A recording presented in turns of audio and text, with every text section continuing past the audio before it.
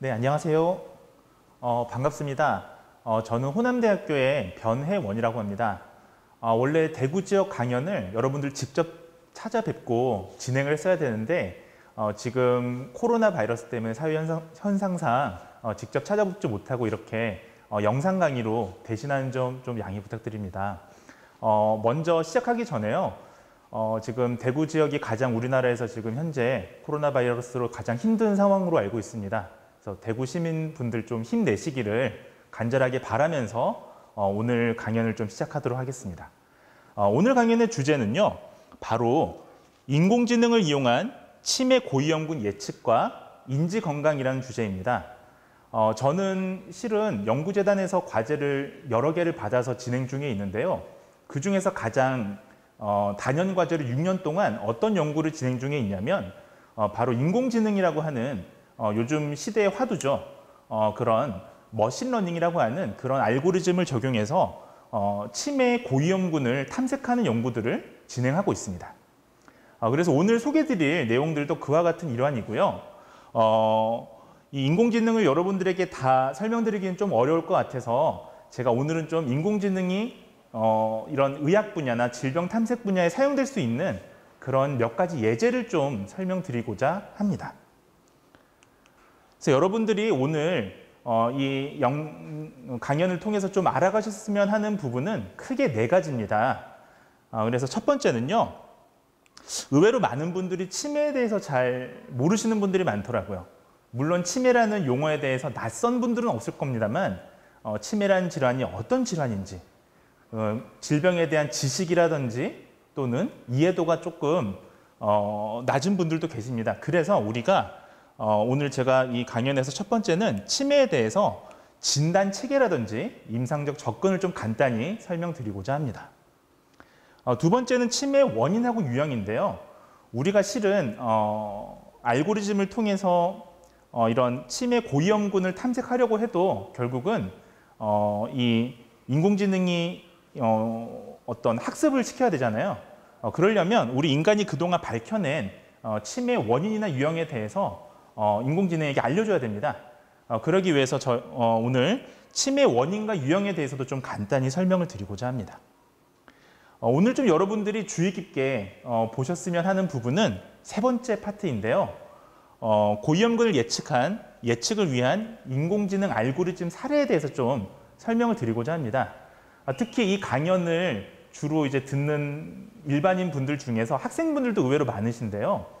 요즘에는 소프트웨어라든지 그 다음에 4차 산업혁명, 인공지능, 데이터 사이언스 이런 거에 대해서 굉장히 관심이 많습니다. 그래서 여러분들이 그와 같은 인공지능이 어떤 건지에 대해서 제가 간략하게만 좀 소개를 드리고자 합니다. 그리고 4번째는 간단하게 좀 언급하려고 하는데요. 치매 선별검사 예방 방법에 대해서도 간단하게 좀 말씀을 드리고자 합니다. 여러분들 잘 아시다시피 지금 우리나라는 고령화 사회입니다. 고령 사회입니다. 고령화 사회도 아니죠.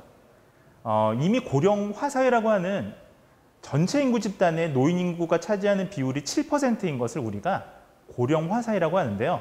이미 이거는 우리가 21세기로 오면서 2000년에 이미 우리나라 사회는 고령화 사회로 접어들었죠. 그리고 나서 2017년에 어떤 일이 혹시 있었는지 아세요? 여러분들 기억하시는 2017년도의 일들이 상당히 많이 있습니다만 제가 기억하는 가장 인상 깊은 사건은 2017년도에 우리나라가 고령사회에 접어들었다는 겁니다. 고령사회는 뭐냐면요. 전체 인구 비율 중에서 노인 인구가 차지하는 비율이 14%를 넘어가는 걸 얘기합니다. 유례 없이 가장 빠른 고령사회로 진입한 나라이고요. 심지어 일본보다도 20년이나 빨랐습니다. 우리가 사실 17년의 고령화 사회를 맞이한 지 지금 불과 3년밖에 지나지 않았는데 우리는 초고령 사회를 또 걱정해야 됩니다. 인구의 20% 이상 노인이 차지하는 사회를 초고령 사회라고 하는데요. 불과 얼마 남지 않았습니다. 앞으로 6년 후에는 인구 대비 노인의 비율이 5명 중에 1명은 65세 이상 노인이 될 것으로 추정됩니다.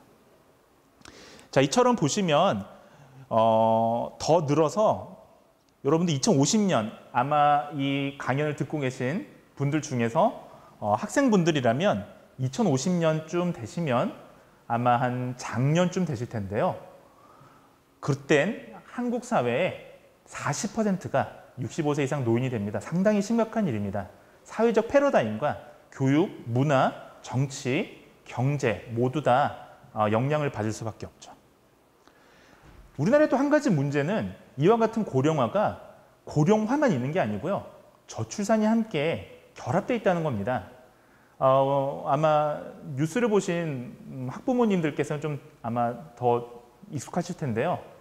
우리나라의 지금 합계 출산율은 2년 연속 1명을 넘지 못하고 있습니다. 이 역시도 전 세계적으로 유례없는 일입니다. 자, 그와 함께 지금 이 노인의 비율은 이 80년에는 이와 같은 형태를 유지했었는데요. 지금 보시면 이와 같은 종 모양이 되고요. 저출산이 계속 이어짐과 동시에 향후 2050년쯤 되면 이제는 고령의 비율이 훨씬 더 많아지는 그런 시대가 되어가게 됩니다. 이것이 어떤 문제를 가져오는지 좀 간단하게 제가 요약해서 말씀을 드리자면 바로 노인 부양비, 여러분들하고 굉장히 밀접한 관계가 있습니다. 나와는 별개의 일이 아니고요. 왜냐하면 자, 인구 한 명이 부양해야 될 우리가 비용을 노인 부양 비용이라고 하는데요. 2005년도에 12.6였다면 %였다면 2050년 앞으로 다가올 2050년에는 자그마치 5배가 넘게 됩니다. 이것을 좀 더 쉽게 얘기하자면 여러분들이 만약 노인을 부양하기 위해서 내는 세금이 지금 10만 원이라면 여러분들이 2050년에는 50만 원을 내야 된다는 거죠. 물가 상승률이 같다는 가정하에서요. 이처럼 심각한 일입니다. 그 중에서도 우리가 지금 노인 부양비가 많이 든다고 말씀을 드렸는데요. 그 중에서도 가장 많은 걸 차지하는 것은 의료비입니다. 우리나라 전체 의료비에서 노인 진료비가 차지하는 비중은 상당히 큽니다. 보시면 총 진료비 대비 2014년에 36.3%에 불과한, 이것도 많은 거죠, 사실은. 거의 3분의 1이 노인을 진료하는 데 들어가는 돈인데요. 네, 이것은 2018년도에는 불과 4년 사이에 40%까지 육박했습니다. 퍼센트로 말씀드리면 체감이 안 되실 것 같아서 금액으로 말씀을 드리면요. 19조 원, 19.7조 원이었는데요. 네, 2018년도에는 불과 4년 만에 31.7조 원으로 급증했습니다. 여러분들. 이처럼 노인이 증가하면 노인 관련 진료비도 증가하죠. 설사 그것이 건강한 노인이라 할지라도요. 근데 문제는 건강한 노인뿐만 아니라 질병을 가진 노인도 증가한다는 겁니다. 그 전에 우리나라 지역별 고령화를 한번 살펴볼게요. 지금 우리나라가 맞이하고 있는 고령화는 지역별로 편차가 있습니다.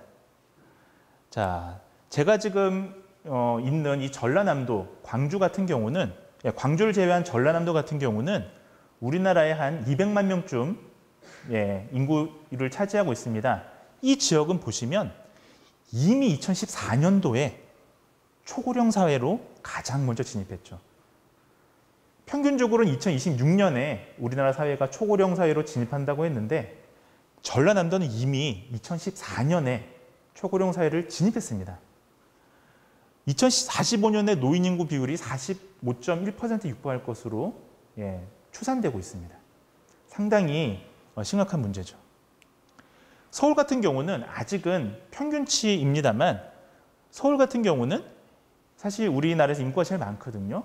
그래서 10명 중에 2명은 지금 서울에 거주하고 있기 때문에 서울이 늙어진다는 것은 우리나라 전체가 같이 노화되고 있다고 보시면 되겠습니다. 대구도 사실 마찬가지입니다.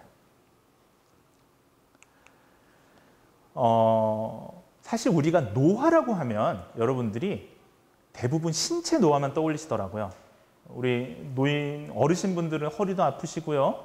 네, 어깨도 아프시고요. 무릎도 아프시고 하시죠. 하지만 노화라는 건 우리 눈에는 보이지 않지만 인지라고 해서 요즘에는 인지건강이라는 용어가 많이 쓰이고 있습니다. 우리 뇌도 늙어갑니다. 우리 눈에는 보이지 않죠. 자, 이 인지 노화가 얼마나 심각한지 제가 좀 비교할 수 있는 자료를 가져왔습니다. 예방의학에서는 달리라고 해서 이것은 뭐냐면요. 장애보정 손실연수라고 합니다. 쉽게 말씀을 드리자면 여러분들이 생각할 수 있는 그런 여러 가지 장애들을 서로 똑같은 수준에서 비교 가능하게 이것을 수치화한 것이라고 볼 수 있는데요. 0에 가까우면 가까울수록 건강한 상태고요. 1에 가까우면 가까울수록 사망 직전의 상태와 유사하다고 생각하시면 됩니다. 자, 보시면 지금 여러 가지 질병이 있는데 제가 두 가지를 비교하려고 가져왔습니다. 하나는 캔서, 암입니다. 여러분들 암하면 굉장히 심각하잖아요. 네, 이 암이 0.48 정도 되는데요. 이 수치가요. 자, 1에 가까우면 사망과 아주 유사한 상태라고 보시면 되는데 여기 치매라고 하는 이 질병도 4.38로 거의 유사합니다. 즉, 치매라고 하는 이 인지 건강이 별거 아닌 것 같지만 실은 다른 질병들에 비해서 상당히 높은 이런 상대적인 위험도를 가지고 있다라고 생각하시면 되겠습니다. 삶의 질에 영향을 미치는 것들이 어마어마하죠. 자, 본격적으로 그러면 우리나라 치매 환자가 얼마나 많은지 여러분들 혹시 아세요? 우리나라 사회가 고령화 사회라는 건 잘 아실 텐데 치매 환자가 얼마나 많은지는 잘 모르시는 분들이 많습니다.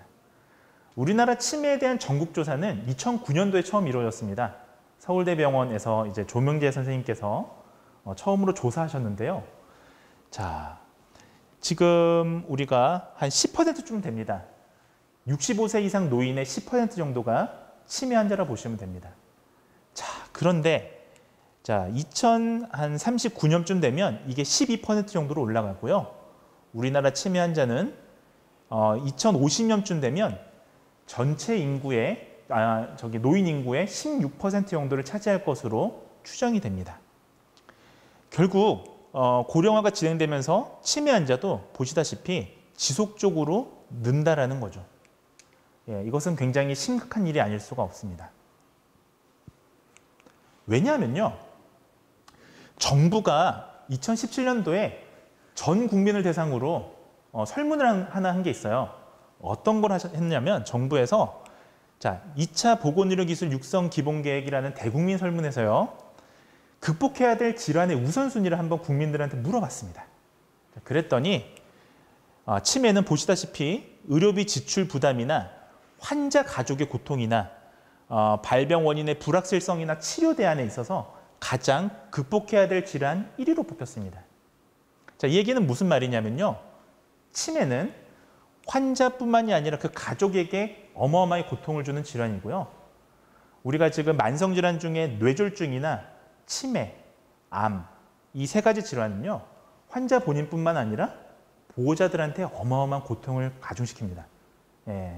뭐 금전적인 고통도 있고요. 정서적인 그런 고통도 주죠. 뿐만 아니라 지금 치매는 뒤에서 말씀드리겠습니다만 치료 대안이 없어요. 인지를 조금 늦출 수 있는 방법은 있습니다만 현재까지 완치할 수 있는 방법이 없습니다. 자, 따라서 아까 보셨다시피 건강한 노인이 늘더라도 노인 의료비가 차지하는 비율이 늘었잖아요. 자, 치매가 늘면 어떻게 되느냐? 치매가 늘면요. 사회경제적 비용이 어마어마하게 듭니다. 왜냐하면 뇌졸중이나 치매 같은 그런 질환들은 노인성 질환들은 갑자기 돌아가시는 게 아니고 돌아가실 때까지 치매 같은 경우는 평균 10년 정도 더 사시는 경우들도 있어요. 그럼 그동안 부양비라든지 여러 가지 의료적인 비용들이 들게 되죠. 사실은 불필요한 비용입니다. 예방만 한다면 굳이 쓰지 않을 비용이 되겠죠. 그게 어느 정도냐? 추정한 금액을 보시면 보건복지부 자료를 보시면 2012년도에 우리나라 치매 환자가 한 52만 명쯤으로 추산되었는데요. 그때 치매로 인한 사회적, 경제적 비용은 10조 원 정도였어요. 자, 근데 치매 환자가 급속도로 늘면 자, 2050년에는 한 212만 명 정도로 추산이 되고요. 거기에 드는 돈은 자그마치 13배가 증가하게 됩니다. 즉, 단순 비례적으로 느는 게 아니라 급격히 올라가는 거죠. 따라서 치매 예방이라는 거는 여러분들한테 먼 미래에 이를 수도 있습니다만 치매를 예방하게 되면 불필요한 사회경제적 비용을 감소시킬 수 있고요. 그리고 그렇기 때문에 여러분들이 내야 되는 세금도 줄일 수 있고요. 네. 뿐만 아니라 여러분들 가족과 여러분들도 치매에 걸리지 않도록 할 수 있는 세 마리의 토끼를 잡아야 되는 그런 상황입니다. 자, 그러면 제가 두 번째 파트로 이제 치매에 대한 여러 가지 좀 진단 체계나 원인들을 좀 설명을 좀 드리고자 합니다. 그 전에 치매 특성을 파악하고 치료제를 개발하기 위해서 전 세계적인 시도가 있었습니다. 지금 우리나라만 하는 게 아니고요. 전 세계 거의 200여 개 나라들이 지금 다 하고 있습니다. 미국 같은 경우에 2005년 기준에 연간 100조 원을 투자했습니다. 여러분들 100조 원이라는 돈이 얼마나 어마어마한 돈이냐면요. 여러분들 대구에도 지금 지하철이 있고요. 저희 광주도 지하철이 있습니다. 광주 같은 경우는 지하철 2호선을 건설하려고요. 10몇 년 동안 의견들을 서로 이렇게 대립하고 논의하고 했었죠. 그때 드는 돈이 1조 원이었어요.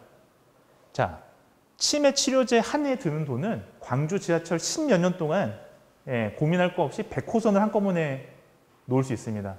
광주에 그러면 지하철 안 다니는 데가 없겠죠. 100호선이나 되니까. 대구도 마찬가지입니다, 여러분들. 이렇게 어마어마한 돈을 쏟아부었어요. 그것도 모자라서 자, 아든이라고 해서요. 이건 뭐냐 하면 여기 파란색으로 표시된 나라들은 이 아든이라고 하는 뇌영상은행에 가입한 나라들인데요. 치매 연구를 개개인적으로 할 게 아니라 저 영상들을 다 모아서 치매 위험 요인을 찾자, 조기 진단, 치료를 찾자라는 그런 개념입니다. 자, 이렇게 전 세계적으로 지금 힘을 합쳐서 치매 치료제를 개발하려고 했습니다. 자, 그런데 어떻게 됐을까요? 치매 치료제는 완치제는 현재까지 개발되지 않았습니다. 하지만 이제 인지저하 개선제가 개발돼서 현재 FDA 승인 후에 시판 중인 게 몇 가지 있죠. 자, 대표적인 거는 제가 일일이 설명드리지 않겠습니다만 이런 것들이 있고요. 자, 이것도요. 인지저하 개선제가 가장 마지막으로 개발된 건 2003년이었습니다. 지금 17년이 지났는데 아직까지 그 이후에 신약에 대한 아주 획기적인 소식은 없죠. 자, 이 얘기는 무슨 말이냐? 결국 치매를 완치할 수 있는 치료제는 현재까지 개발되지 않았다라고 우리가 결론을 내릴 수 있다는 겁니다. 저희 같은 이제 질병학자들은 메타 분석이라고 해서 어떤 연구마다 경향이 서로 다 다르잖아요. 그래서 정말 그러한지를 살펴보기 위해서 연구들을 다 모아서 그것들을 분석하는 방법이 있습니다. 이것을 우리가 메타 분석이라고 하는데 여러분들 치매에 효과가 있다라는 것들 굉장히 많아요, 사실은. 그런 것들 비타민 E나 B나 항산화제, 에스트로겐 이런 것들이 과연 효과가 있는지에 대해서 메타 분석을 실시한 결과 이런 것들은 큰 효과가 없었다라는 게 밝혀지고 있습니다. 그래서 여러분들 혹시라도 광고를 보시다가 오메가3나 아니면 진코민 계열의 약을 먹으면 치매가 나을 수 있다는 건 사실은 그냥 과장돼 있다고 생각하시면 돼요. 예, 과학적인 근거는 부족합니다. 현재까지는요. 자, 그렇다 보니까 지금 우리가 할 수 있는 건 뭐냐? 예, 그렇다면 손 놓고 있을 수는 없잖아요. 우리가 할 수 있는 건 최소한 치매를 안 걸리게 예방하는 방법입니다. 그것을 위해서 지금 많은 학자들이 연구를 하고 있습니다. 우리나라도 2007년도부터 치매와의 전쟁을 선포해서요. 치매 연구에 200억씩 투자를 해서 유병률도 조사하고 인지 건강을 증진시킬 수 있는 수칙, 가이드라인도 개발했습니다. 자, 그럼에도 불구하고요. 자, 지금 아주 오랜 시간이 흘렀어요. 그럼에도 불구하고 지금 그러면 어떻게 됐느냐? 치매가 좋아졌느냐? 치매 유병률이 줄어들었느냐 하면 그렇지는 않습니다. 그래서 앞으로 지속적으로 우리 사회가 특히 또 이 젊은 여러분들이 해야 될 일 중에 하나는 이런 고령화 사회의 치매 예방을 위해서 우리가 노력해야 된다는 거예요. 그래서 저는 질병학자 중에서 예방 쪽에 관심이 있는 사람으로서 이제 이런 부분들을 소개하고자 오늘 이 자리에 섰습니다. 네, 이건 좀 넘어갈게요. 의학부 혹시나 이제 여기 학생들 중에서는 이제 의료인이 되고 싶은 분들도 계실 텐데요. 이제 간단히만 소개를 드리자면 의학이라는 게 기초의학도 있고 임상의학도 있습니다. 여러분들이 병원 가면 이렇게 확인할 수 있는 그런 진료과들 있잖아요. 그 사이에 예방의학이라는 학과가 있습니다. 전공이 있습니다. 그래서 우리 예방의학은 질병에 대해서 또 이렇게 탐색하고 그것을 이제 걸리지 않도록 노력하는 그런 집단이고요. 좀 코로나 같은 이런 사태에서 역학자들도 이런 예방의학자들이라고 보시면 되겠습니다. 사실 예방이라고 얘기하면 저도 처음에 공부할 때 너무나 좀 너무 뻔한 얘기를 하는 거 아닌가라고 생각이 들었는데 누구나 다 아는 내용인데 실은 우리가 이렇게 단순하지가 않습니다. 예를 들면 뭐 술, 담배는 몸에 안 좋고요. 뭐 운동을 하면 건강을 유지하는 거는 누구나 다 아는 사실이죠. 근데 우리 예방의학적인 연구에서는 어떻게 하냐면 만약에 근데 사람이 술, 담배만 하고 또 운동만 한 사람이 없지 않습니까? 뭐 예를 들면 술, 담배도 하는데 운동도 해요. 그런 경우는 어떻게 되느냐에 대한 확률까지도 계산을 합니다. 자, 이런 것들이 과거에는 손으로 계산했는데 이제 4차 산업혁명 시대에는 인공지능이 계산을 해주죠. 누구보다 정밀하고 정확합니다. 이건 뒤에서 좀 설명을 드리고요. 자, 그래서 완치할 수 있는 의학적 방법이 없을 때는 예방이 중요합니다. 지금 코로나 사태도 마찬가지잖아요. 예, 완치할 수 있는 약이 없고 예방할 수 있는 최소한의 장비가 없다면 지금 굉장히 조심해야 되는 그런 상황인 거예요. 예. 자, 지금부터는 치매가 왜 조기 진단이 중요한지 좀 말씀을 드릴게요. 왜냐하면 지금 현재 인공지능으로 치매 고위험군을 탐색하는 건 치료를 탐색하는 게 아닙니다. 어떤 사람들이 과연 치매에 걸릴지를 탐색하는 게 지금 인공지능의 기술이에요. 따라서 조기 검진에 좀 초점이 맞춰져 있는데요. 그렇다면 왜 조기 검진이 중요한지를 우리가 먼저 알고 가야 뒤에 나오는 인공지능에 대해서도 좀 더 이해할 수가 있습니다. 조기 진단이 왜 중요하냐면 한마디로 요약하자면 한 5가지 이유가 있는데요. 한마디로 요약하자면 회복 가능한 치매, 이른바 가짜 치매를 조기에 감별하기 위해서예요. 자, 가짜 치매는 제가 뒤에서 좀 말씀을 드리겠습니다. 자, 그 다음에 치매 진행도 좀 중지시킬 수 있고요. 3, 4, 5번은 비슷한 얘기인데 무엇보다 환자 자체의 독립적인 삶을 우리가 고려해야 되기 때문입니다. 어쩔 수 없이 치매는 완치할 수는 없지만 그분들이 가시기 전까지는 인간다운 삶을 영위해야 되잖아요. 이런 부분들 때문에 조기 진단을 한다라고 보시면 됩니다. 하지만 3, 4, 5번보다 중요한 건 1번, 2번 때문이죠. 자, 그래서 보시면 치매라는 게 바로 진단돼서 다른 암이라든지 이런 질병처럼 바로 돌아가시는 게 아니고요. 치매는 진단되고 사망에 이르기까지 평균적으로 약 10년 가까이 사실 수도 있습니다. 네. 자, 보시면 치매는 처음부터 문제가 생기는 게 아니고요. 처음에는 아주 경미한 문제들이 생깁니다. 기억력이 감퇴되고요. 방향 감각이 저하되고. 근데 이때는 뭐가 문제냐면 정상적인 노화 과정에서도 우리가 인지가 감퇴될 수가 있어요. 건망증도 생길 수 있고요. 그래서 이게 치매 때문인지 정상적인 노화 과정에서 발생할 수 있는 것들인지를 우리가 민감하게 구분하기가 어렵습니다. 하지만 이때 감지하면 가장 좋죠. 그리고 나서는 이렇게 나빠지고요. 나중에는 문제 행동도 보이고 심지어 주변 사람도 못 알아보고 주로 누워 계시다가 이제 돌아가시게 되는데요.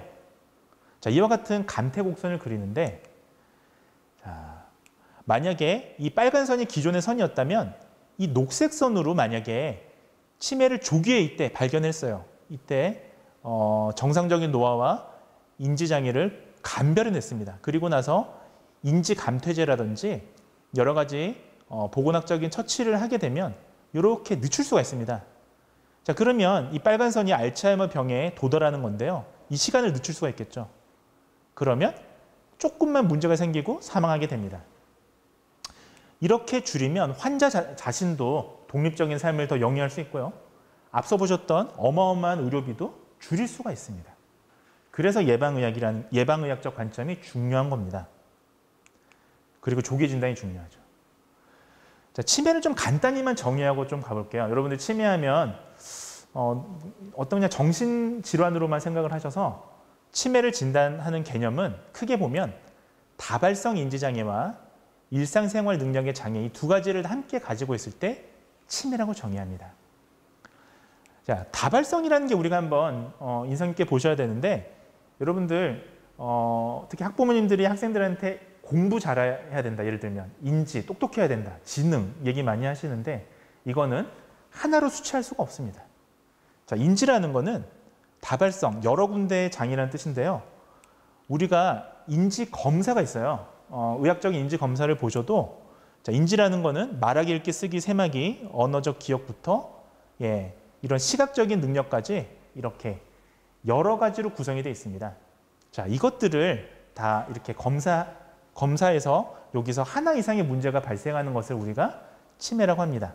그와 같은 것들이 일상생활을 영위하는 데 있어서 심각한 문제를 가져와야 되고요. 자, 진단 기준 이어갔고요. 이건 좀 넘어가도록 하겠습니다. 자, 그럼 지금부터 치매 유형에 대해서 좀 설명을 드릴게요. 자, 왜냐하면 여러분들 치매라는 게 단일 유형이면 인공지능으로 치매냐 아니냐를 구분하면 참 좋을 텐데 치매라는 게 여러 유형이에요. 여러분들 감기라고 해서 다 콧물 흘리면 다 감기 아니지 않습니까? 어떤 감기는 목감기도 있고요. 어떤 감기는 열만 나는 감기도 있고요. 어떤 감기는 콧물이 나는 감기도 있을 겁니다. 똑같은 약을 주진 않잖아요. 우리가 감기도 이처럼 여러 종류가 있는 것처럼 치매도 여러 유형으로 나뉩니다. 여기에 따른 처치나 진단 방법도 다르고요. 이런 것들을 우리가 알아둬야 또 인공지능에게 학습을 시킬 수가 있어요. 그래서 유형에 대해서 간단하게 좀 말씀을 드리겠습니다. 사실 치료 가능한 치매부터 먼저 말씀을 드리는 이유는 앞서 말씀드렸던 조기 진단의 가장 첫 번째 이유가 바로 이 치료 가능한 치매, 이른바 가짜 치매, 가성 치매를 구분하기 위함이에요. 그래서 한 10% 정도는 병원을 찾는 노인분들의 기억력의 문제를 호소해서 찾는 분들의 한 10명 중에 한 분 정도는 실은 치매 환자가 아닙니다. 어떤 사람들이냐? 자, 이와 같은 사람들이에요. 자, 그래서 이런 것들을 조기에 검진하면 이분들은 치매 환자가 아니기 때문에 의료적인 처치를 하면 회복이 가능합니다. 자, 몇 가지 사례만 좀 보겠는데요. 첫 번째는 정상압 수두증입니다.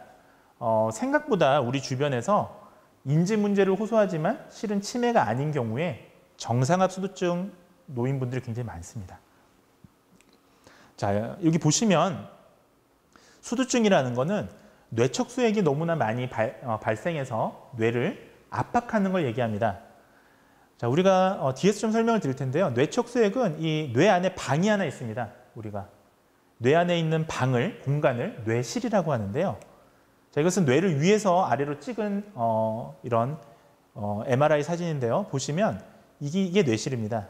이게 뇌실인데 지금 보시면 뇌실이 지금 정상 환자가 없어서 대조군이 없어서 아마 여러분들이 좀 와닿진 않을 텐데 이제 저희 같은 전문가가 볼 때 이 뇌실이 굉장히 커져 있어요. 사실은.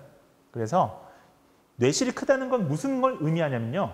뇌실 안에는 뇌척수액을 만들어주는 역할을 합니다. 이 뇌실은. 그래서 이게 크다라는 건 이 안에 뇌척수액이 가득 차 있다는 거예요. 가득 차 있는 이 뇌실이 빠져나오지 못하면 결국 뇌를 전체적으로 압박합니다. 왜냐하면 뇌척수액은 이 뇌 바로 바깥 부분에 이렇게 존재하거든요. 눌러주게 돼요. 전반적으로. 그러면 인지가 뇌가 쪼그라드는 게 치매잖아요. 뇌를 이렇게 눌러주니까 그런 효과를 보이는 거예요. 일시적으로. 자, 그래서 이런 분들은 서서히 보행장애가 옵니다. 왜냐하면 이 뇌는 인지만 담당하는 게 아니라 운동도 담당하는 부분이 있어요. 우리 모든 움직임들은 뇌에서 담당하죠. 그래서 서서히 보행장애가 오는 증상을 함께 보입니다.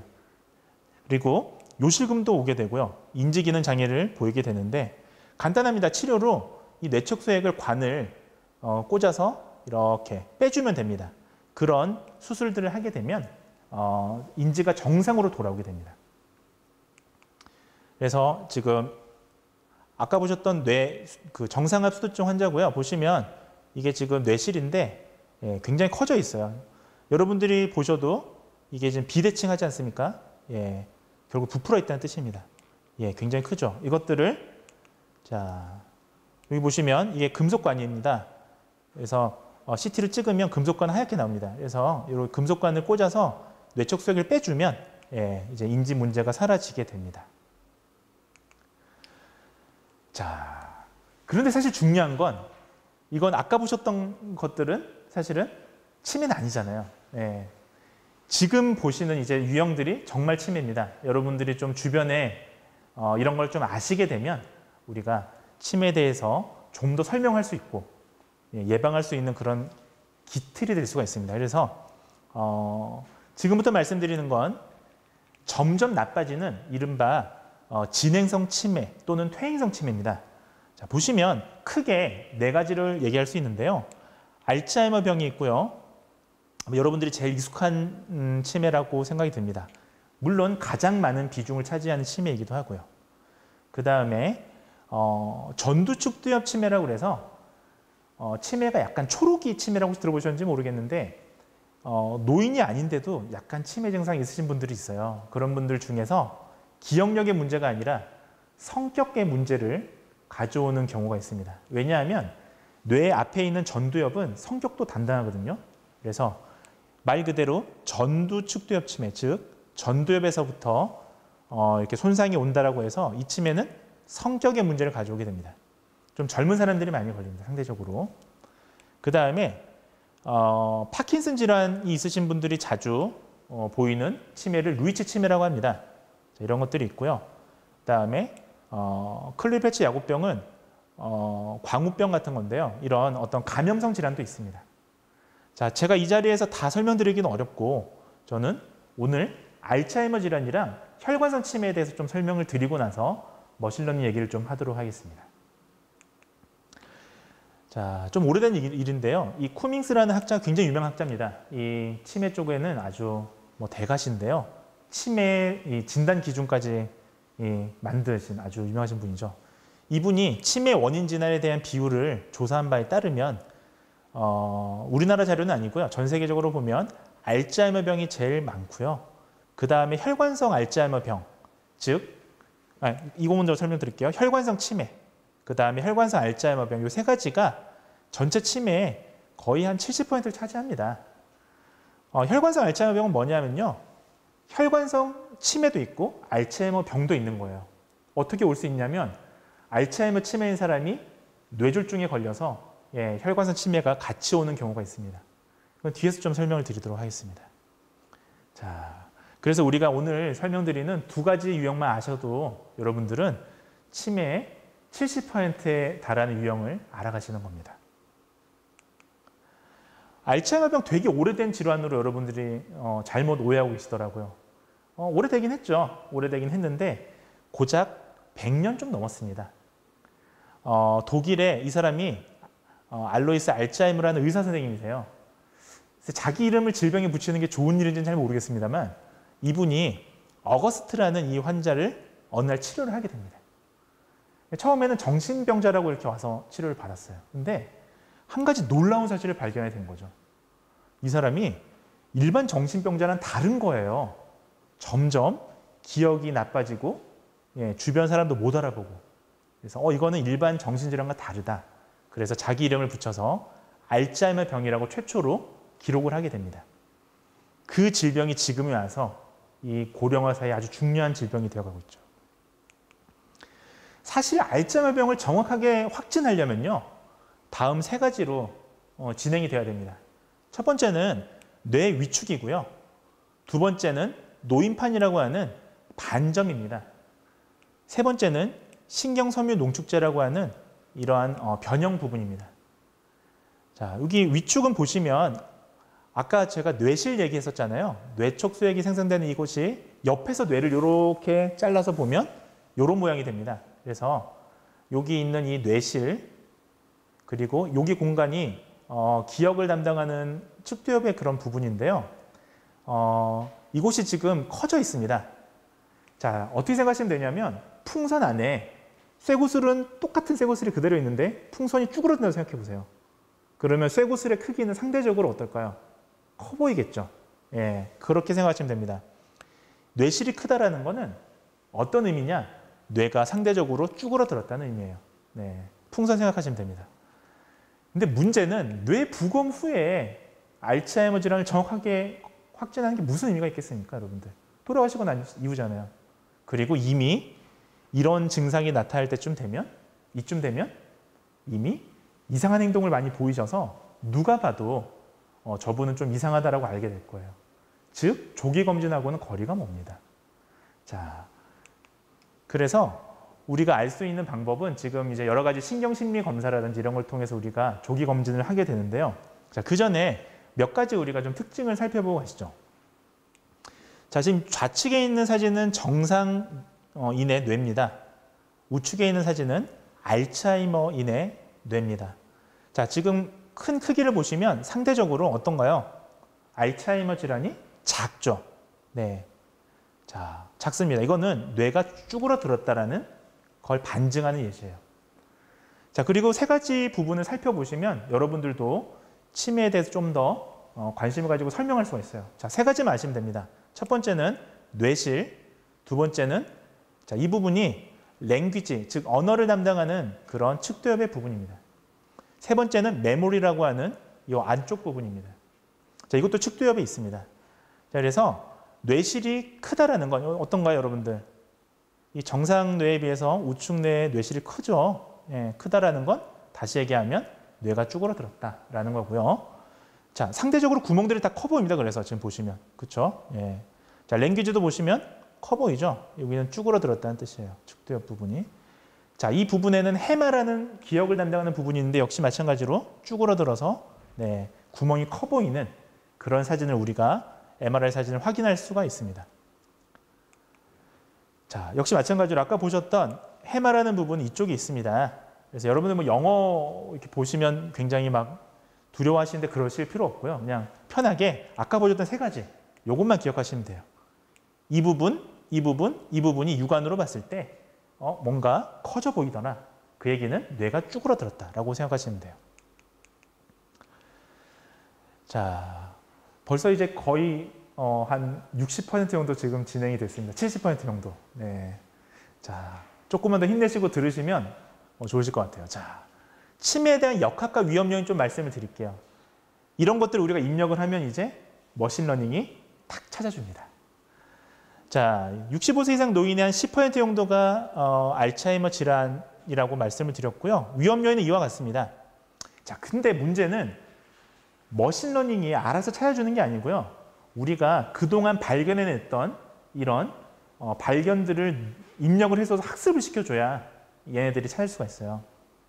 자, 그래서 지금까지 밝혀진 치매 위험 요인은 뭐가 있냐면 대표적인 게 연령이고요. 네, 나이가 많을수록 치매 걸릴 위험이 높죠. 치매 가족력이 있습니다. 만약에 주변에 치매 아버지나 할아버지나 치매를 앓으셨다면 치매 위험이 높죠. 세 번째는 치매 유전자로 알려진 아프로프로틴 2포라는 유전자인데요. 예, 대표적인 치매 유전자죠. 자, 네 번째는 뇌졸중의 위험 요인들 이런 것들이 되어 있고요. 다섯 번째는 이런 인구사회학적 요인입니다. 이 외에도 다양하게 있습니다만 제가 이 말씀을 드린 건 여러분들 예측 모형을 만들고 싶어요. 이제 누구나 만들 수 있습니다. 코딩만 잘하면요. 만약에 치매를 예측하는 머신러닝 하나 만들었어요. 그럼 여러분들 치매를 예측하려면 여러 요인들이 있잖아요. 그러면 뭘 입력하면 더 좋을까요? 다 입력해야 되는 거예요. 가능하다면 아프로프로틴 2포 유전자까지도 다 넣어서 만약에 예측 모형을 구축한다면 정확도가 훨씬 높습니다. 여러분들. 자, 나이에 따라서 인지 기능이 이렇게 변화가 되고요. 자, 우리가 치매 임상 진단 전에 2000년부터요. 그리고 2004년까지 피터슨이라는 의학자가 경도인지장이라는 질병을 하나 만들어냅니다. MCI라고 우리가 불러요. 그래서 이것은 치매 전 임상 단계라고 우리가 부르고요. 예, 치매가 진단되기 전에 일반적인 노인들하고 다른 치매로 진행할 가능성이 높은 이런 전 임상 단계, 이른바 치매 바로 전 단계인 경도인지장애라는 게 있습니다. 그래서 여러분들이 치매를 조기에 탐지하고 싶으면 경도인지장애 때부터 탐지할 수 있는 정보들을 수집해서 만들면 되고요. 예측모를 만들면 되고요. 가능하다면 이 경도인지 장애를 또 예측할 수 있는 모형을 만드셔도 좋습니다. 저는 두 가지 다 연구들을 하고 있습니다. 자, 임상경과는 이어갔습니다. 그래서 이거는 좀 넘어가도록 하겠습니다. 자, 보시면 시각적인 부분을 이제 단편화한 그림인데요. 처음에는 이런 옆에 있는 좌측에 있는 그림을 그대로 복사해서 그리는 그림이에요. 그리게 하는 겁니다. 그러면 인지장애 초창기에는 이렇게 비슷하게 그립니다. 어떻습니까? 좀 비슷하죠, 그래도. 자, 중기 말기로 가면 이런 그림을 그대로 베껴서 그리는 이 그림 과제에서 보시면 이제는 좀 모양이 많이 틀려졌습니다. 말기쯤 되면요, 이제는 형태가 완전 다르죠. 이처럼 시각적인 기능도 나빠지게 됩니다. 이거는 이제 시력은 아니고요, 시각 인지라고 생각하시면 돼요. 기억. 자, 진단은 우리가 의학적으로 문진부터 시작해서 신경학적인 검사, 뇌영상, 신경심리 검사, 혈액 검사 등을 시행하는데요. 특히 치매를 간단하게 진단할 수 있는 선별 방법은 신경심리 검사가 되겠습니다. 그래서 저는 신경심리 검사라는 걸 이용해서 예측 모형을 많이 구축하고 있습니다. 자, MRI 사진을 보시면 이렇게 뇌실이 점점 커져가고 있죠. 그래서 경도인지 장애, 치매 전임상 단계에서는 이렇게 커졌던 게 알츠하이머에서 더 커졌어요. 그래서 이렇게 MRI로 구분이 가능하고요. 역시 마찬가지로 정상 고령자보다 이제는 뭐 여러분들 보시면 너무 잘 아시겠죠. 자, 그 세 가지 부분들 중에 첫 번째 뇌실, 두 번째 여기 측두엽 아래 부분, 구멍이 크지 않습니까? 그래서 알츠하이머 병은 뇌가 위축돼 있음을 MRI를 통해서 쉽게 확인이 가능합니다. 다만 문제가 있어요. MRI만으로는 확인할 수가 없습니다. 그러니까 이 정도 어느 정도 진행된 이후에 감지하기 때문에 MRI도 결국 의사 선생님들의 눈으로 판독하는 거거든요. 이런 문제가 있을 수 있습니다. 자, 혈관성 치매는 좀 짧게 말씀을 드릴게요. 혈관성 치매라는 건 뭐냐 하면 뇌혈관 병변으로 초래된 치매입니다. 여러분들이 잘 아시는 뇌혈관 병변, 대표적인 건 뇌졸중이죠. 그래서 뇌경색과 뇌가 혈관이 막히는 뇌경색과 혈관이 터지는 뇌출혈로 나뉠 수가 있습니다. 우리 혈관이 이렇게 들어옵니다. 그래서 우리가 목을 자르면 사람이 사망한 이유는 경동맥이라고 해서요, 뇌로 들어가는 모든 혈관이 이 경동맥, 목의 큰 동맥을 통해서 이렇게 들어옵니다. 들어오게 되면 여기서 막히는 경우는 거의 없어요. 여러분들 보세요. 여기 혈관이 넓잖아요. 넓은 데는 막히지 않습니다.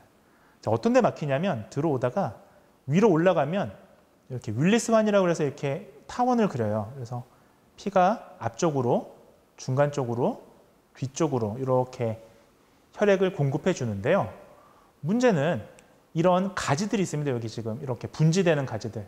이런 곳에 혈관 찌꺼기라든지 이런 것들이 막히게 되면 뇌경색이 올 수도 있고, 때로는 그 압력 때문에 터져서 뇌출혈이 올 수도 있죠. 자, 이와 같은 것들이 뇌의 혈관 병변인데요. 이게 왜 치매랑 관계가 있느냐? 아까 세 가지 부분 보셨지 않습니까? 자, 그래서 만약에 측두엽 안쪽에 해마 부근, 이른바 기억을 담당하는 부분이 하필이면 그쪽이 혈관이 막히거나 터지게 되면 치매 증상이 오게 됩니다. 자, 그래서 혈관성 치매라고 부릅니다. 지금 보시다시피 이런 뇌 찌꺼기들, 색전 또는 혈전이라고 하는데요. 뭐 좀 차이는 있습니다만 어쨌든 이런 게 찌꺼기가 쌓이고 쌓여서 뇌출혈과 뇌경색을 일으키게 됩니다. 이것들은 알츠하이머 치매랑은 좀 다르게요. 알츠하이머 치매랑은 좀 다르게 특징을 딱 두 가지만 말씀을 드릴게요. 자, 첫 번째는 갑작스럽게 옵니다. 뇌출혈이나 뇌경색도 갑작스럽게 오는 것처럼요. 그 기억이 관계되는 그 부분이 손상이 오면 갑작스럽게 인지 문제가 발생합니다. 여러분들 중에 혹시라도 그 주변에 뇌출혈이나 뇌경색을 앓으셨던 어르신분들이 있다면 그분들이 갑자기 어딘가 인지 문제가 생긴다면 혈관성 치매를 한번 의심해 볼 여지도 있습니다. 자, 그 다음에 혈관성 치매로 진단받으려면요, 치매 증상이 최근 발병한 3개월 이전에 발병한 뇌졸중하고 인과관계가 있어야 돼요. 우리가 너무 오래전에 뇌일종이 발병했는데 지금 인지 문제가 생겼다면 혈관성 치매라고 하진 않습니다. 자, 이런 것들 뚜렷한 시간적인 연관성이 있어야 합니다. 자, 지금부터는 이제 여러분들이 이 강연의 주제가 사실 머신러닝이었잖아요. 근데 저는 사실은 데이터 사이언스는 아니에요. 저는 사실 질병학자라서 제가 만약에 처음부터 인공지능 알고리즘을 얘기한다면 여러분들이 어떠한 목적에서 이런 연구가 이루어지고 있는지에 대해서 이해하기 어려울 거라고 생각을 했습니다. 그래서 앞서 제가 질병에 대해서 좀 설명을 많이 드린 거고요. 오늘날 지금 이 시대적인 화두는 4차 산업혁명이에요, 여러분들. 신재생 에너지, 아니면 녹색 환경, 그리고 하나는 보건, 의료, 질병입니다. 신재생 에너지라든지 이런 부분들은 사실은 굉장히 가시적인 효과를 보이기 때문에 우리가 좀 더 이렇게 눈으로 확인 가능합니다만 건강이라든지 이런 건 사실은 오래 걸리는 일이에요. 굉장히 오랫동안 우리가 인내를 가지고 투자해야 되는 부분이죠. 자, 이런 부분에서는 인공지능이 어떻게 활용되고 있는지 좀 설명을 드리고자 합니다. 자, 단적으로 결론부터 말씀드리자면 4차 산업혁명 시대에 인공지능을 활용하는 의학적인 부분은 질병의 조기 검진에 있습니다. 심지어 여기서 말하는 조기 검진이라는 것은 눈으로 확인 가능한 영상 자료까지 포함하는 거예요. 자, 예컨대 이런 겁니다. 자, 만약에 여러분들 위 내시경 검사를 했어요. 위 내시경 검사를 했는데 뭔가 이렇게 덩어리가 발견이 됐습니다. 덩어리가 발견됐다고 다 암은 아니죠. 우리가 종양이라고 표현하는데 악성 종양이 암이고요. 양성 종양도 있습니다. 양성 종양은 여러분들 쉽게 생각하는 여드름 같은 거예요. 우리가. 자, 그러면 우리가 이것을 암인지 아닌지를 확인하려면 어떻게 하나요? 종양을 떼서 병리적인 검사를 해야 됩니다. 바이옵시라고 하는 검사를 해야 되는데, 조직 검사를 해야 되는데, 그럴 필요가 없이 만약에 이것을 인공지능의 어떤 그런 알고리즘에게 학습을 시켜서 여러 사진을 계속 보여주는 거예요. 학습을 시킵니다. 이거는 암이고 이거는 양성 종양이다라고요. 수십 번, 수백 번, 수천 번 학습을 하게 되면 컴퓨터가 인간보다 더 정확하게 판정을 합니다. 판독을 합니다. 여기서 맹점은 뭐냐면 결국 우리가 위 내시경 검사를 하더라도 그것을 판독하는 건 인간이라는 거죠. 의사 선생님들이 판독을 한단 말이에요. 뇌혈관 뇌졸중 마찬가지입니다. MRI가 아무리 정밀해도 이것이 뇌경색인지 아닌지는 의사 선생님들이, 영상의학과 선생님들이 눈으로 판독을 해야 되는 거예요.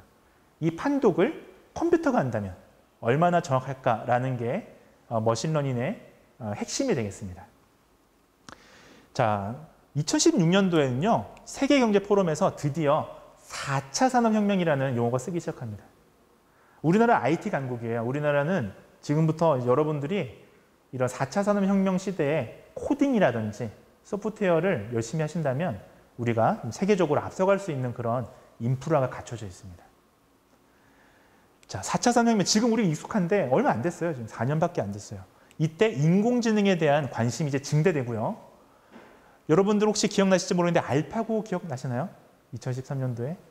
예, 그때 저도 머신러닝으로 논문을 질병학자로 좀 빠르게 제가 이제 썼었는데요. 자, 알파고 나온 지 지금 7년 지났는데 더 이상 이런 프로그램 만들지 않습니다. 알파고는. 예. 자, 이제 법령적으로 알려지게 됐죠. 그래서 지금은 보건산업을 비롯한 다양한 산업 현장에서 굉장한 부가가치를 지금 창출하고 있습니다. 그래서 지금 이 수업을 듣는 여러분들은 꼭 질병학자가 아니더라도 사회 전반적으로 이런 머신러닝 알고리즘에 대해서 배워간다면 훨씬 좋을 것 같습니다. 자, AI가 뭐냐? 한마디로 정의하자면 인지나 학습 등 인간의 지적 능력의 일부나 전체를 컴퓨터를 이용해 구현하는 기능이에요. 그래서 이런 신약에도 쓰이고요. 자동차 같은 사업에도 쓰입니다. 오늘 제가 소개시켜 드릴 거는 질병입니다. 자, 근데 여러분들이 계시다면 이걸 질문 드리고 싶었는데 혹시 인공지능 들어보신 분 계신가요? 머신러닝은 어떠세요? 딥러닝은 어떠세요? 자, 이 용어는 다른 용어일까요? 아니면 같은 용어일까요? 사실은 전문가들도 이 용어들을 혼용돼서 쓰고 있어요. 네. 뭐 이런 차이가 있습니다. 감기랑 독감의 차이 정도? 네. 자, 딥러닝이라는 게 가장 세부적인 용어고요. 인공지능이라는 게 가장 포괄적인 용어입니다. 그래서 제가 제목을 인공지능이라고 오늘 적어왔습니다. 그래서 자, 인공지능은 왜 인공지능이냐면 사고나 학습 등을 인간이 가진 지적 능력을 컴퓨터를 통해 구현하는 기술이에요. 사람들이 굉장히 오해하는 게 있어요. 여러분들이 영화를 너무 많이 보셔서 인공지능이라고 하면 마치 어떤 눈에 보이는 로봇이 어떤 막 사고해서 생각해서 어떤 문제를 해결하고 이렇게 생각하시더라고요. 이건 영화 속에서 나오는 거고 아직 멀었습니다. 인공지능이 지금 하는 역할은 뭐냐 하면 여러분들 코딩 아시죠? 코딩. 컴퓨터는 0이랑 1로 이진법으로 확인하잖아요. 그러면 이런 식인 거예요. 질병은 전부 다 1로 코딩하고요. 정상은 전부 다 0으로 코딩해요. 그럼 컴퓨터는 이거를 컴퓨터가 이해할 수 있는 언어로 딱 이제 변환이 됩니다. 그 다음부터 컴퓨터가 여러 가지 수학적인 계산이 암산할 수 있는 함수를 주게 되면 1인지 0인지를 판단하는 거예요. 그래서 1이 되면 질병이 되는 거고요. 0이 되면 질병이 아닌 게 되는 겁니다. 자, 반대로 얘기하면 고위험군을 탐지할 때 1은 고위험군이 되는 거고 0은 고위험군이 아닌 게 되는 거죠. 이런 식으로 할 수 있는 거죠. 앞서 말씀드렸던 1은 암이 되는 거고요. 사진으로 판독할 때 0은 암이 아닌 게 되는 거고. 인공지능이 무적은 아니에요. 이런 걸 탐색하는 데 있어서 굉장히 많은 계산을 인간이 할 수 없습니다. 복잡하면 복잡할수록. 이것을 컴퓨터가 해주는 건데 인간이 유리한 것도 있습니다. 인간이 유리한 거는 뭐냐 하면 아니다를 판단할 때는 훨씬 더 빨라요. 그러니까 여러분들 예를 들면 제가 원빈은 아니잖아요. 여러분들 보시면 원빈이 아니라는 걸 0.1초 만에 아실 수 있을 겁니다. 근데 인공지능이 계산하려면 원빈 사진이란 저를 계속 연산을 해요. 오래 걸립니다. 인간이 더 직관적으로 빠른 경우도 있습니다. 자, 그러면 제가 하는 질병 예측에서는 어떻게 인공지능이 이용되는지에 대한 과정을 좀 간단히 소개해 드리려고 합니다. 질병뿐만이 아니라 대표적인 여러분들이 앞으로 이런 코딩이라는 거는 이런 과정을 거칩니다. 자, 첫 번째는 데이터를 수집합니다. 병원이니까 병원 데이터를 수집하겠죠. 그 다음에 이것을 점검합니다. 탐색합니다. 이제 이렇게 모아서 뭐 문제가 없는지 빠진 데이터는 없는지 확인합니다. 자, 그 다음에 세 번째가 굉장히 중요한 건데요. 제가 생각하는 데이터 사이언티스트 중에서 전처리라고 하는 이 과정을 잘 하시는 분들이 아주 기술이 있으신 분들이에요. 전처리는 뭐냐 하면 여러분들이 수집한 데이터를 그대로 컴퓨터한테 주면 컴퓨터가 이해할 수가 없습니다. 컴퓨터가 이해하는 용어로 바꿔줘야 돼요. 아까 얘기했던 0이나 1로 코딩해 주는 겁니다. 그래서 여러분들 요즘에는 이제 초등학교 때부터 코딩 수업 배운다고 하더라고요. 이 코딩은 전처리를 위한 거예요. 그래서 여러분들이 코딩 수업 열심히 배우면 데이터 사이언티스트 중에서 전처리를 잘하는 사이언티스트가 될 수 있습니다. 자, 그 다음에 이제 알고리즘에 훈련을 시킵니다. 자, 이것이 인공지능이라고 우리 얘기하는 파트가 되겠습니다. 이 전까지는 인간이 하잖아요. 그죠? 인간이 데이터를 변환시켜주고 이제 모델링, 이른바 훈련을 시켜줍니다. 이 훈련 알고리즘이 핵심인데요. 그래서 학습을 시켜주는 걸 훈련이라고 하고요. 그 다음에 검증이라는 거는 이 학습했던 것들을 이제 실제 데이터에 접목을 시켜서 정확도가 어떤지를 보는 거예요. 이것을 테스트라고 합니다. 그래서 테스트를 해요. 그래서 정확도가 얼마나 높은지를 보는 겁니다. 만약에 정확도가 너무 떨어지면 어떨까요? 그건 인간이 판독하는 것보다 더 못하잖아요. 그럴 경우는 다시 다른 알고리즘으로 훈련을 시켜줍니다. 그래서 정확도를 최대한 높여서 이제 적어도 인간만큼 잘 분류하는 인공지능을 만드는 거죠. 자, 그렇게 해서 이제 배포를 하게 되면 이것을 고위험군 예측을 하는 인공지능이라 볼 수가 있는 겁니다. 지금부터는 몇 가지 사례를 좀 말씀을 드릴게요. 자, 제가 아래쪽에는 코딩이라고 하는 거를 여러분들 코딩 이제 뭐 배우고 있는 분들도 계실 거고 궁금하신 분들도 있을 텐데 이런 기계 언어입니다. 예, 이렇게 변환시켜주는 것들이고요. 첫 번째 제가 소개시켜드리고 싶은 건 의사결정 나무 모형입니다. 대표적으로 가장 많이 쓰이고 있는 머신러닝 방법이고요. 인공지능 방법이고요. 그리고 가장 오래된 것들 중에 하나입니다. 자, 이거는 가장 오래됐지만 직관력이 가장 높습니다. 직관력이란 건 뭐냐 하면 해석 가능한 걸 얘기합니다. 자, 보시면 지금 이거는 타이타닉 생존자에 대해서 의사결정 나무 모형으로 도식화한 알고리즘입니다. 자, 컴퓨터를 통해서 학습을 시키면 결국 어떤 사람들이 생존했느냐에 대해서 이렇게 하나의 도식화를 만들어줍니다. 예를 들면 남자인가, 남자가 아니라면 생존할 가능성이 36%라는 거죠. 이런 식으로 합니다. 나이가 9.5세 이상이냐? 9.5세 이상인 분들은 사망할 확률이 61%인 거죠. 남자 중에서도. 근데 남자 중에서 9.5세 이하라면 사망할 확률이 더 적었다. 뭐 이런 것들을 계산해 주는 겁니다. 어떤가요, 여러분들? 해석하기 굉장히 편하죠. 그래서 임상에서 굉장히 많이 쓰이고요. 자료를 가공할 필요가 없기 때문에 장점도 있고 또 한 가지 장점이 수치 자료랑 범주형 자료에 둘 다 적용 가능해요. 범주형 자료가 뭐냐 하면 여러분들 셀 수 없는 자료들, 남녀 이런 거 셀 수 없잖아요. 이런 자료까지도 전송이 가능합니다.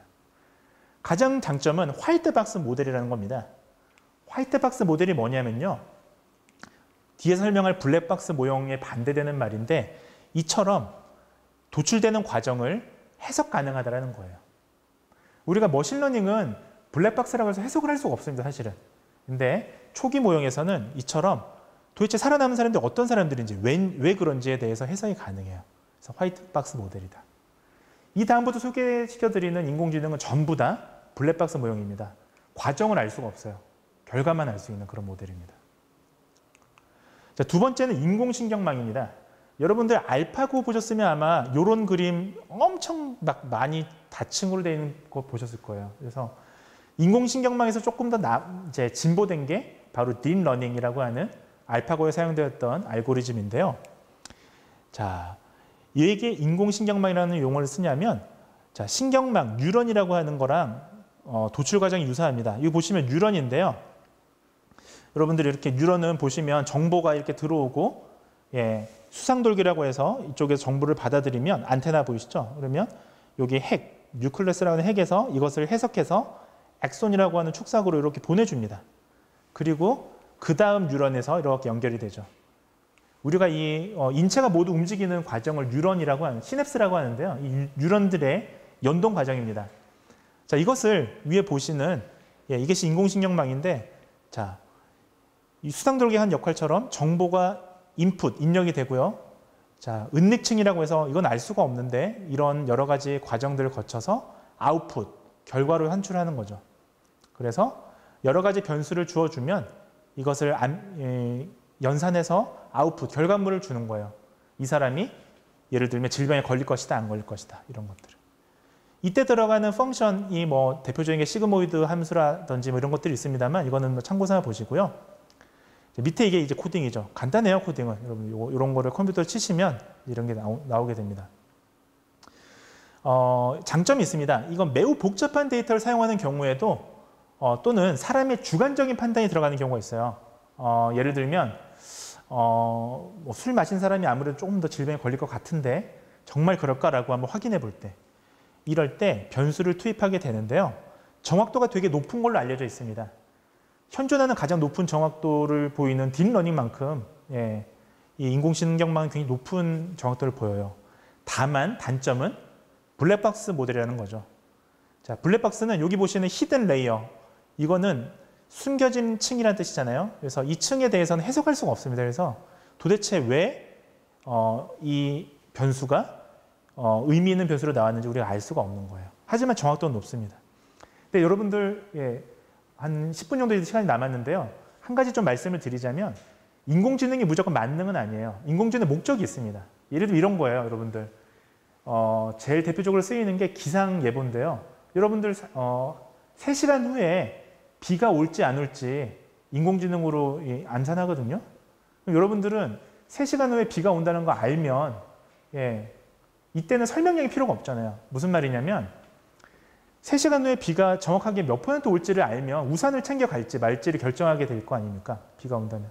근데 여러분들이 왜 3시간 후에 이 구름이 모여서 뭐 대기가 어떻게 해서 뭐 비가 오게 되는 걸 여러분들이 알 필요도 없는 거죠.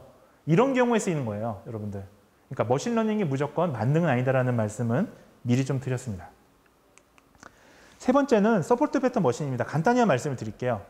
서포트 패턴 머신은 여러분들 벡터라는 게 뭔지 아실 거예요. 행렬을 뜻합니다. 그래서 지금 여기 보시는 파란 점하고 빨간 점이 우리 두 가지 집단이라고 가정해 봅시다. 가정을 했을 때 이 행렬을 통해서 초평면이라고 하는 이 부분을 찾아냅니다.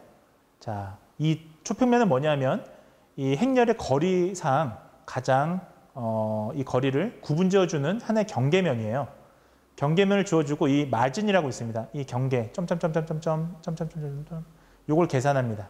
자, 그렇게 해서 서포트 벡터 머신, 자, 벡터를 찾아준다라는 뜻이에요. 요 두 가지 마진을 벡터라고 부릅니다. 서포트 벡터라고 부릅니다. 그래서 이것은 결국은 이 경계면을 찾는 건데요.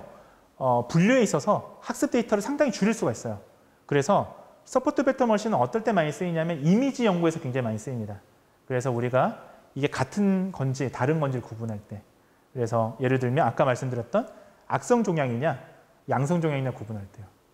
저도 이거 처음 배울 때 저는 사실은 이제 공학자는 아닌데 가서 열심히 처음에 뭐 학회 같은 데서 배울 때 짜장면이냐 짬뽕이냐 뭐 이런 거 많이 하더라고요. 사진으로.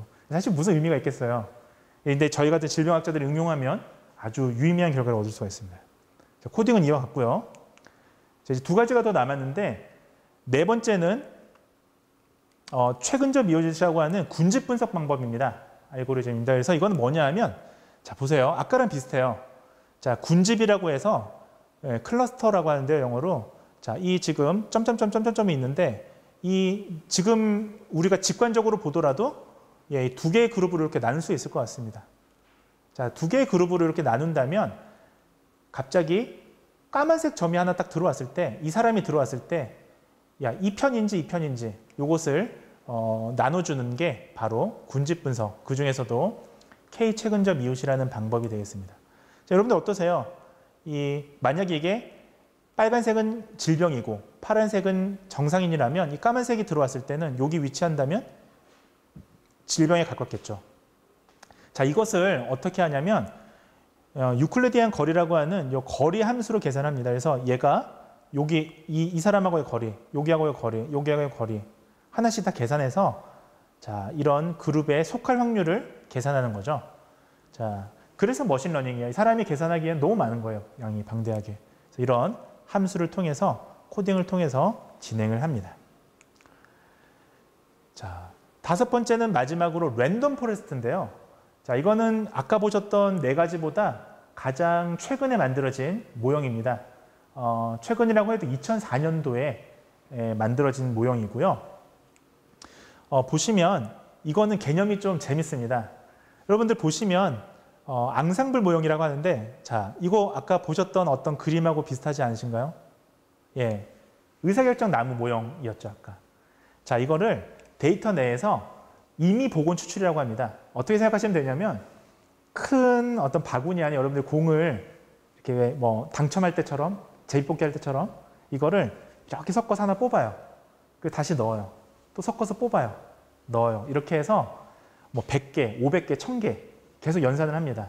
자, 그렇게 하면 똑같은 의사결정 나무 트리가 한 500개쯤 만들어지겠죠. 예를 들면 500개쯤 만들어지면 얘네들이 결과가 다 다를 거 아니에요. 이런 결과들을 다 모읍니다. 모아서 어떻게 하냐면 투표를 합니다.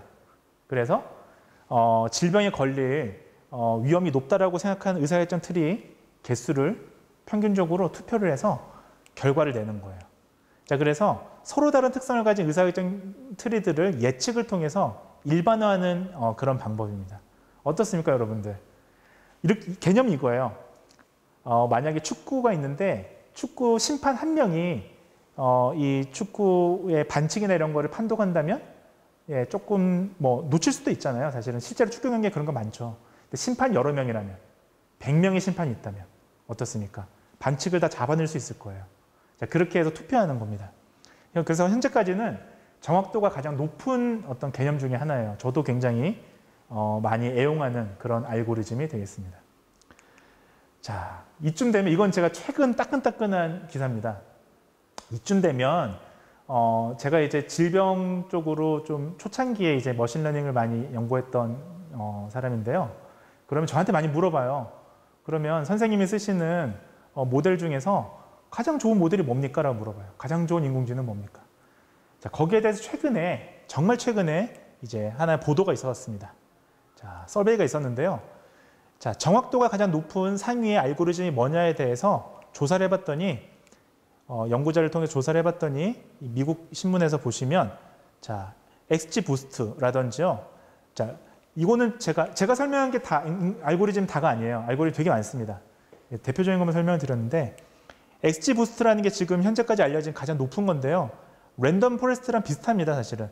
얘도 앙상블 모형이라고 그래서 아까 그 의사결정 트리에서 그레디언트 부스팅이라는 모델을 접목시키면 XG 부스트가 되고 저건 정말 최근입니다. 2014년도에 만들어진 알고리즘이고요.